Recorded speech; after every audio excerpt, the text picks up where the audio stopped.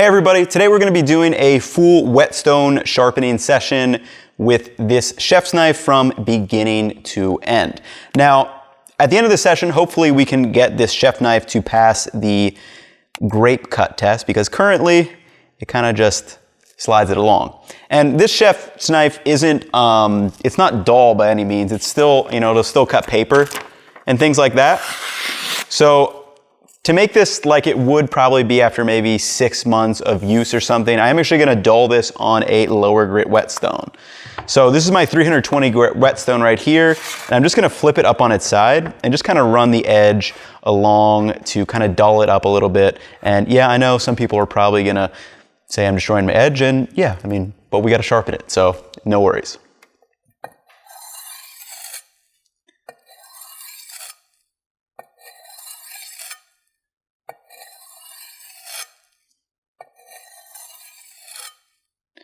So I'm just dulling it from heel to tip. Flip that over. Let's see if I can cut this paper now.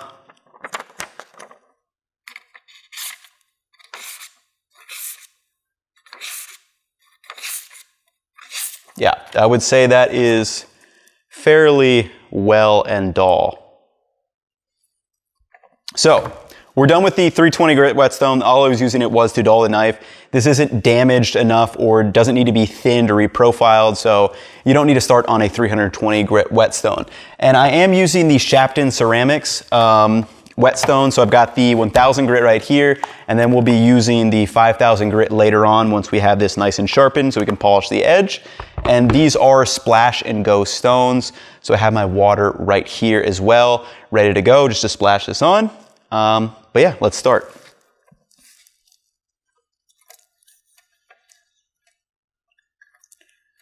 And I have 2 camera angles for you guys, so hopefully this helps kind of be able to see from what I'm doing head on and also from a nice little side angle view. But basically what we want to do on our first pass through is we're going to start creating a burr by running our knife up and down the whetstone. And we really only want pressure on our edge trailing strokes. So edge trailing is away from me like this, because we're pushing away from the edge trailing. And then edge leading is when we're coming back in, where we don't actually want pressure on the knife because that's going to mess up that edge. And for me, what I do is I actually switch hands when I go to the other side. So I keep my edge trailing strokes consistent between my left and my right hand. They're always away from me. But if you do prefer to work this way and then just flip it over in your hand, it's the same idea. But once I flip this knife over, edge trailing is now coming back towards me. So like this, that's edge trailing because we're coming away from the edge of the knife. So it gets a little confusing when people talk about which way is edge trailing because it depends on which knife you're holding in your hand. Like I said, for me and how I learned and what I like to do is I just keep it consistent. So I move this way always, that's always edge trailing, and then I just mirror my exact muscle memory on my left hand and move that way. But anyway, let's start making our strokes. So what I like to do is actually kind of envision the knife into kind of like 3 or 4 different sections depending on the geometry of the knife. So here we kind of got like the upper tip is one, the belly is kind of going to be a second one here, and then our third section is going to be down here. And we're going to make strokes up and down, kind of moving along. I like to start and move from the tip to the heel, but you can move heel to tip if you would like, or however you want to. Just make sure that you're getting the whole edge of the knife is the big key. Now to actually do that, for beginners, I always say, always use the magic marker trick. It will save you so much time. You know exactly where you're removing metal. I don't do it usually now, just because after doing a number of knife sharpenings, you kind of get a feel for it, kind of where you're removing metal and things of that nature. But for beginners, I always suggest doing the magic marker trick. So we're just going to fill in the edge with our Sharpie, and you can really get it in way up on the knife if you want to. I just have this tiny Sharpie right now, so it's not the best for coloring in. The big flat edge ones are much better.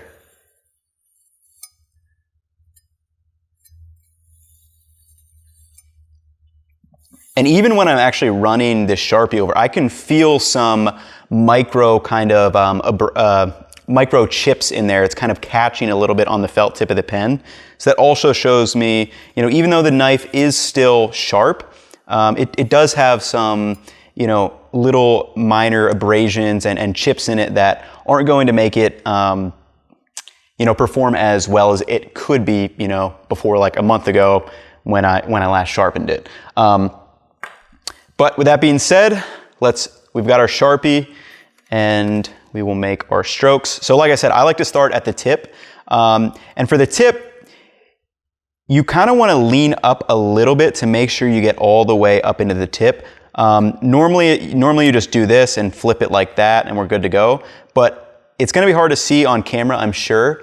But right there you can see there's this little lip, there's this little space in between the tip and the stone right now that it's not getting touched. So you kind of have to tilt up a little bit with your knife with your hand to actually match that tip's edge, and then you can start making your strokes down and away from you. And then I just gently lower it and make my strokes. And like I said, just walk your fingers down like this, trying to match that Sharpie. And what I like to do is just make a quick look on the other side to see if I am removing Sharpie in the right spot. And to me, this looks pretty good. Hopefully you guys can see that glint where I've actually removed Sharpie from the knife's edge. So right now we're looking good. So I'm just going to continue down all the way to the bottom of the edge of the heel of the knife, and that is going to be our first pass from tip to heel.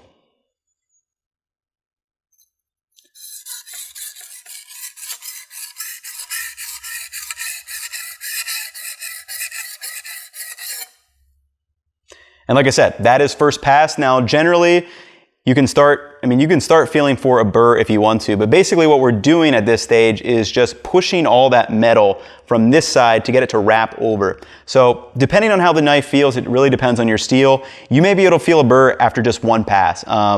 For me, example, I can actually start feeling a burr on this a little bit on some sections. I got to get the tip a little bit better on this one. I'm just feeling for a burr.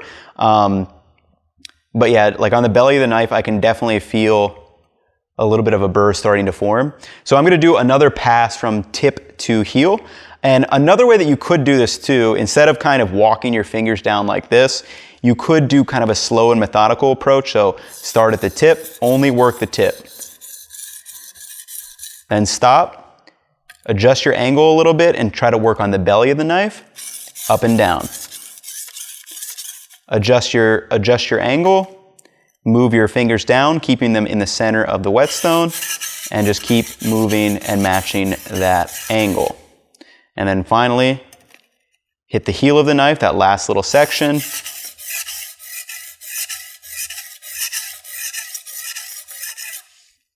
And again, we're only doing pressure on those edge trailing strokes, and it is very subtle. So a lot of times you'll see people sharpening for the first time and you think that they're holding the same pressure both ways, edge leading and edge trailing, but it's really not the case.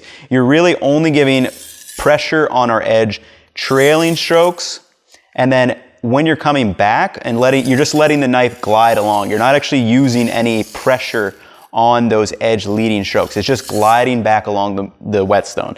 And that's definitely something that I feel like trips up a lot of people when they start, because they're probably pushing really hard on both sides, and then that kind of just messes up the knife's edge. So let me feel for a burr. And yeah, I've already got a burr on this. I believe this steel is the Dowstrong Shogun series chef knife. So I believe it's I think it's AUS 10V, or maybe it's AUS 8.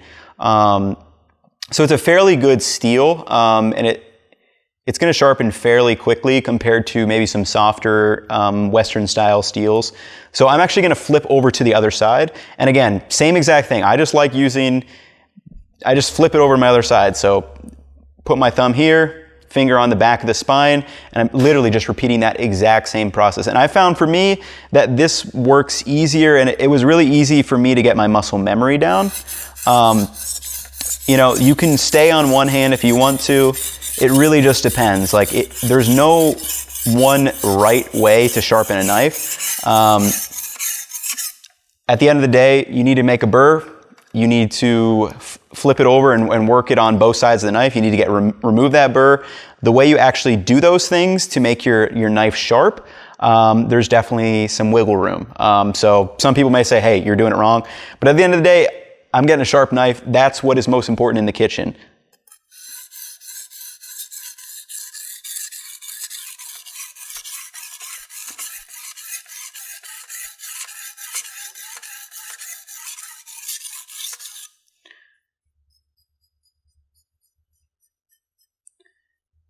And yeah, so we're getting a burr. Again, I'm feeling up and down all along and always perpendicular. I'm not like slicing my finger along this.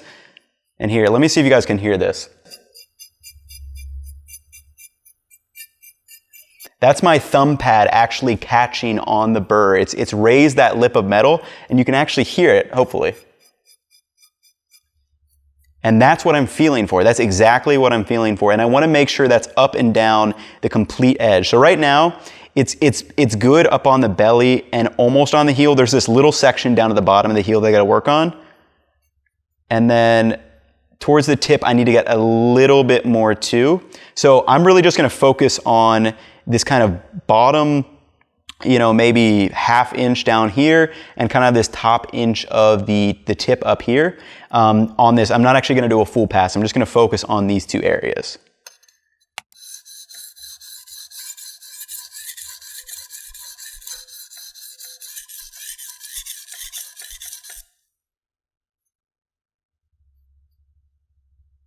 And wait. And I just realized I put that in my right hand. I should have been doing this on my left hand, but it's no worries.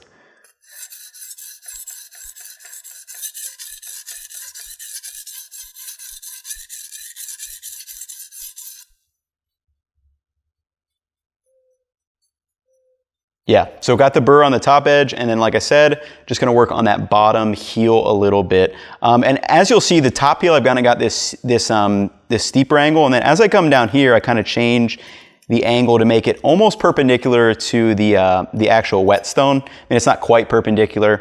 It's more like at, I guess, 45 degrees, but just to help work that edge a little bit more.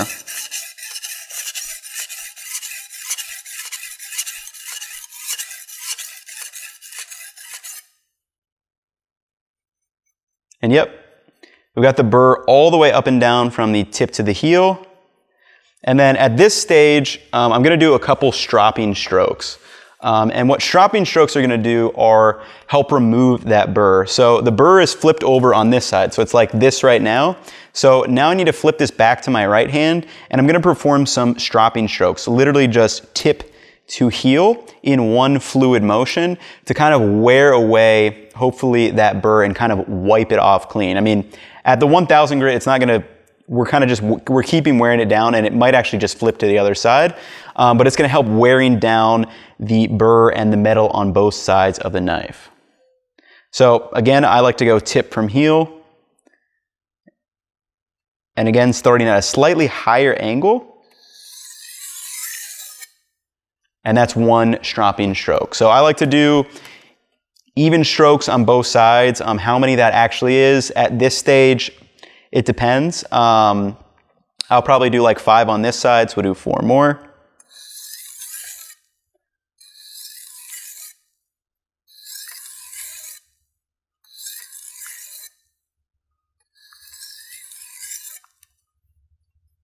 And yeah, the burr's on the other side right now, but that's fine. It's going to happen.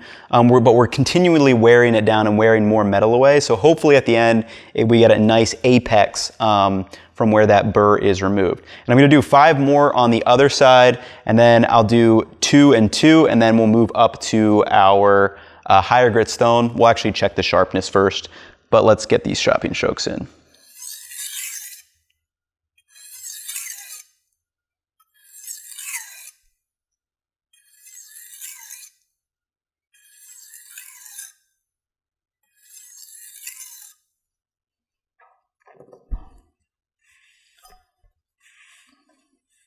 I'm just going to wipe this off. I'm going to actually do the Sharpie one more time just to show you that you can do this at this stage too. And I actually would recommend, you know, when you move to a different stropping stroke, you may be really good at, you know, the push and pulls, but then when you move to this different stroke, you may kind of mess up your angle a little bit. So that's why if you are a beginner, I would recommend using this method also for those stropping strokes. And actually, like I was saying earlier, when I ran this marker across that I could feel little microchips in there, none of those are there anymore. They're all aligned on the knife's edge now. We just have the burr. So I'm gonna do a couple more stropping strokes. And again, when your stone gets dry, put a little bit of water.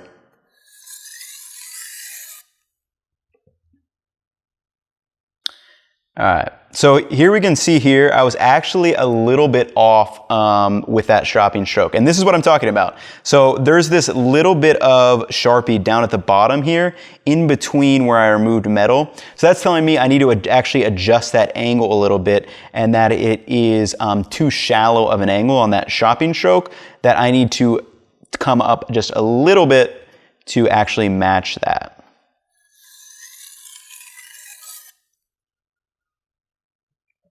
Yeah, so we got it that time. You can see, well, there's still a little bit up there. So I gotta match that a little bit better. Yeah, there we go.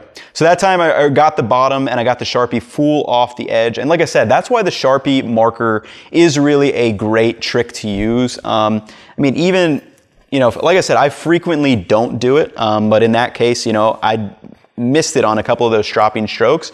And that's gonna show me some feedback, which is always a good thing when you're sharpening. So I'm gonna do just a couple more on the other side. We'll test the sharpness and then we'll move to that higher grit stone.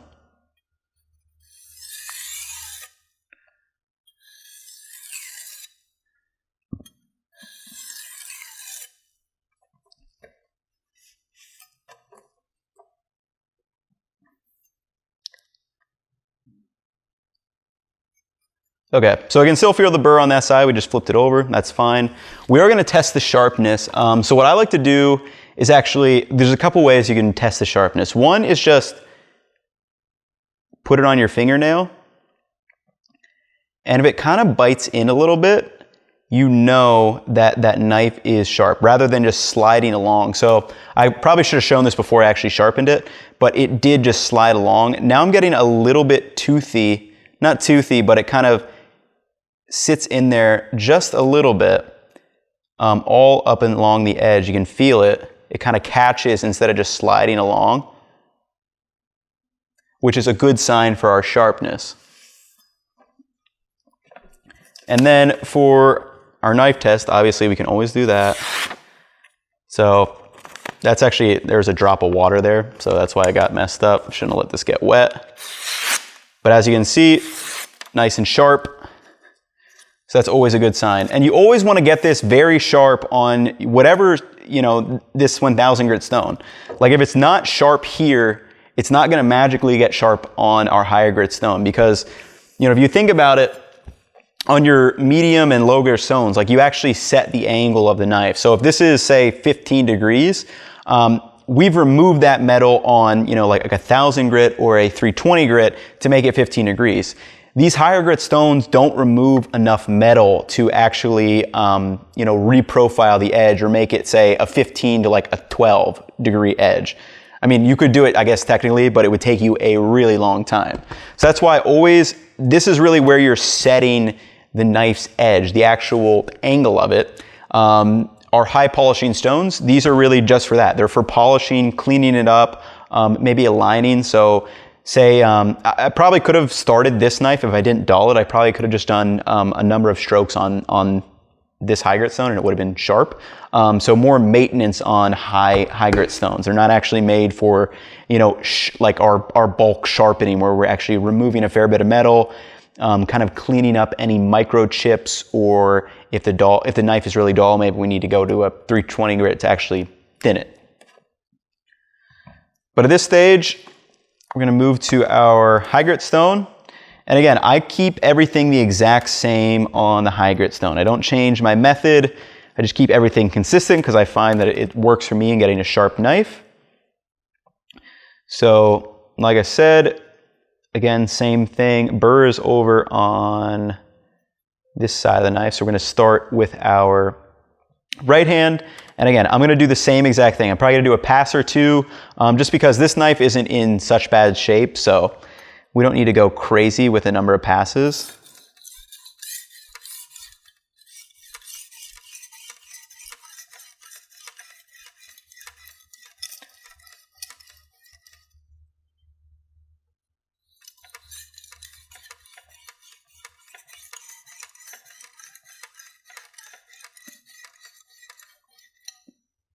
Yeah, you just barely feel that burr, like just barely. Because we're just keep wearing it away. So we're gonna do another pass on this, flip it to our other hand.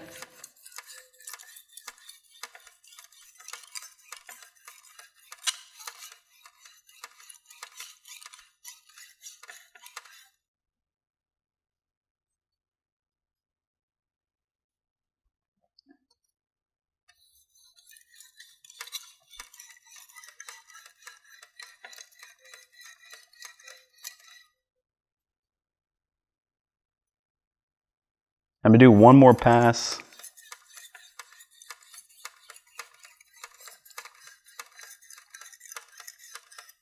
And you can see, you can just hear that difference on the knife. It's so much less abrasive than that 1000 grit stone.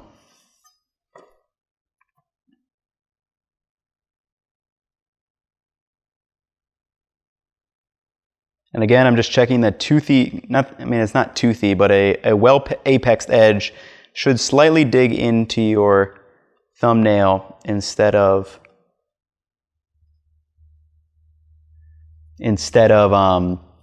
just sliding right across it. And you can actually mess up your edge when you get to this stone. That is totally possible if you roll the edge, and it can get duller than it actually was before you started. So we're gonna now move to a number of stropping strokes on both sides. And again, you know what, we'll do the Sharpie marker one more time. You know, you can do it constantly throughout this process.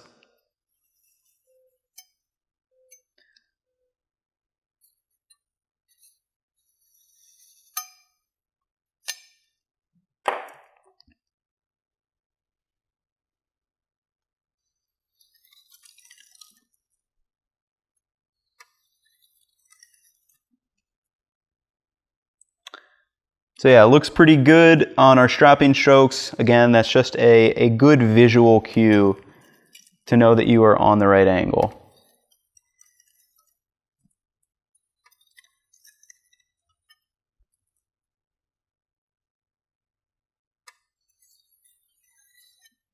And you can really hear it's just gliding across that.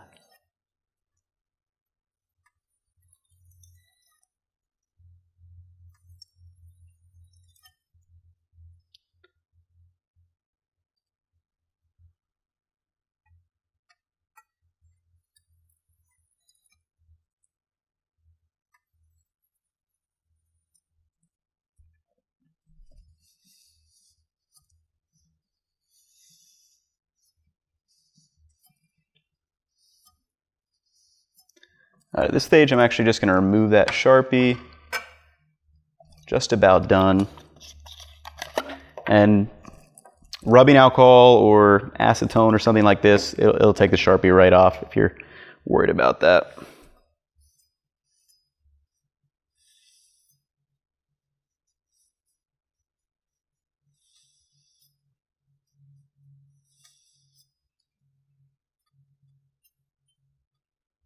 I'm just going to do like 15 stropping strokes each side, then we'll go 10, then we'll go 5, just to wind it down.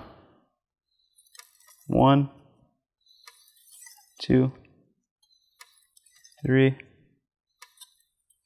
4, 5,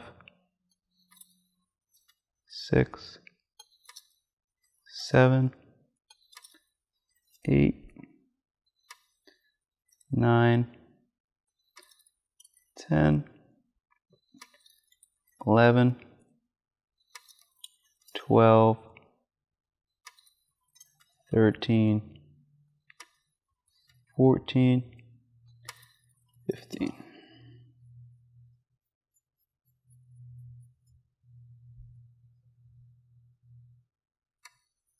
One, 2, 3, 4, 5, 6, 7, 8, 9, 10, 11, 12, 13, 14, 15. All right, now winding back down.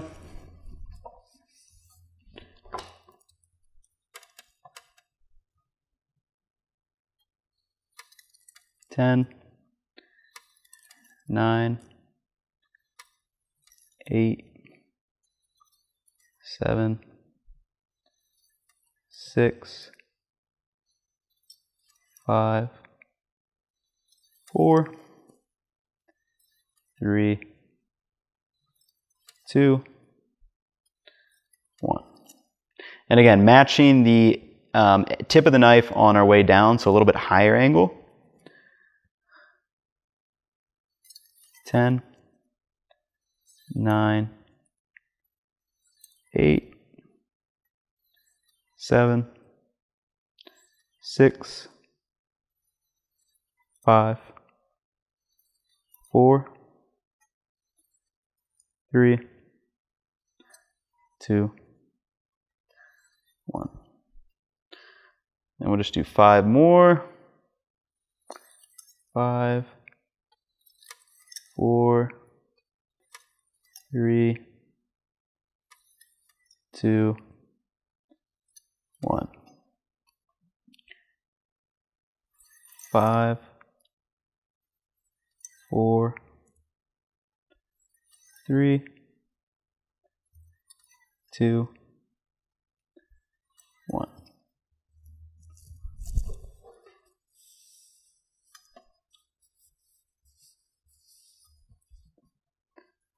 Feels pretty good. All right. So what I'm looking for here is if there's any kind of imperfections along the knife's edge. As it cuts down, you may be able to feel it kind of catch. But if I'm going, from heel to tip, it feels pretty good. So we should be pretty good. Yeah, let's do our whatchamacallit, grape test.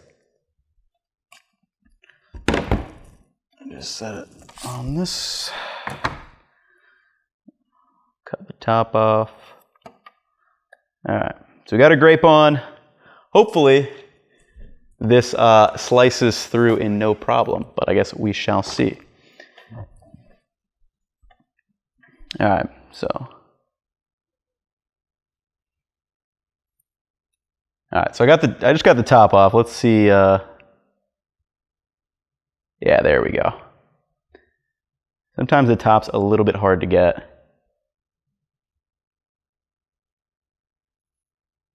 But yeah, that's looking pretty good. I mean, I'm not getting it perfect, but I mean, that's still a very sharp knife edge. But yeah, you can see it's quite sharp down in the belly of the knife. Like if I start it at the belly, that's kind of gliding through no problem. I could maybe do a little bit more work on the base of the knife. So always let that kind of be your guide. Like this is a good test. And I mean, in the belly of the knife is where we're going to do most of the cutting. But I mean, yeah, that's a pretty sharp knife. No complaints. That didn't take too long to do. See how low we can get on this. And I tell you, there is not much more satisfying than this. Oh. All right. So we got plenty of slices of our grape, which is always a good sign. But yeah, that's kind of like the basic process that I go through for sharpening my knives. Now, obviously, I'm not an expert or anything. I'm able to get sharp knives, which at the end of the day, that's what counts. So some of this stuff you may do differently, or you've seen it done differently, and that's perfectly fine.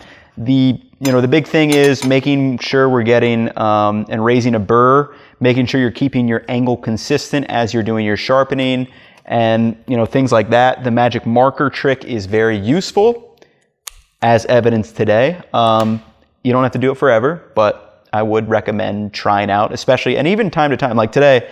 I mean, you saw in that shopping stroke, messed up a little bit. So it's always a great way to get some good feedback like that.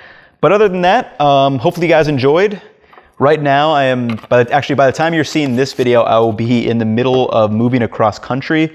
So that's why this video was kind of just on the production side was just a little bit less, just straightforward, you and me sharpening type thing. That's gonna wrap it up for this video. Hopefully you guys enjoyed. If you have any questions about sharpening, I do have a couple of their sharpening videos on my channel. You guys can check those out, or you can drop stuff down in the comments. But that's gonna wrap it up for this one. Catch you all in the knife one. I'll catch you all in the next one. Go get yourself a sharp knife. Learn how to sharpen on Whetstones, one of the best things you can do. And peace.